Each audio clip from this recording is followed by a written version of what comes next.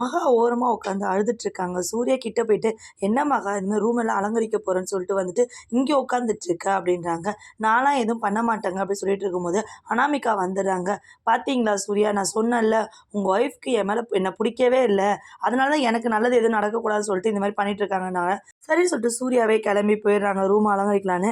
அந்த டைம்ல விஜய் போய் மகா கிட்ட சொல்றாங்க, "எனக்காக இதெல்லாம் பண்ண மாட்டீங்களா நீ? நான் நல்லா இருக்கும்னு நினைக்கிற ஒரே ஆள் நீங்க மட்டும் தான். யார் என்ன பேசினாலும் எனக்கு கவலை கிடையாது. நீங்க தான் இந்த ரூம அலங்கரிக்கணும்னு சொல்றாங்க. மகாவும், சூர்யாவுமே சேர்ந்து பார்த்தீங்கன்னா, அந்த ரூம அலங்கரிக்கிறாங்க. அலங்கரிக்கும்போதே பார்த்தீங்கன்னா, சூர்யாவுக்கும், மகாவுக்கும் முதல் இரவு நடக்கிற மாதிரி கனவு காண்றாங்க. அப்புறம் ரூமுக்குள்ள போயிடுறாங்க. விஜய் மட்டும் காத்துட்டு இருக்காரு அனாமிகாக. அனாமிகா உள்ள வந்தோனே, "ரூம் எல்லாம் எப்படி இருக்கு? நல்லா இருக்கா? அண்ணி தான் பண்ணாங்க" அப்படின்னு சொல்லிட்டு சொன்ன உடனே, "என்னது அண்ணி பண்ணாங்களா?" அப்படின்னு சொல்லி கோவப்படுறாங்க. "சரி, சரி கோச்சுக்காத அனாமிகா, அமைதியா இரு" சொல்றாங்க. சரி மகா செலக்ட் பண்ணி குடுத்த நகைய போய் காட்டுறாங்க. "புடிச்சிருக்கா அனாமிகா?"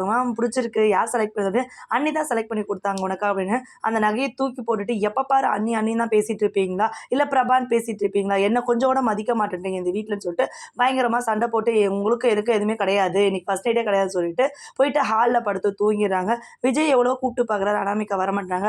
காலைல எந்திச்ச சித்ரா தேவி பார்த்தீங்கன்னா, "என்னது இது புது பொண்ணு இங்க வந்து படுத்திருக்கு. அப்ப முதல்ல நடக்கலன்றாங்க."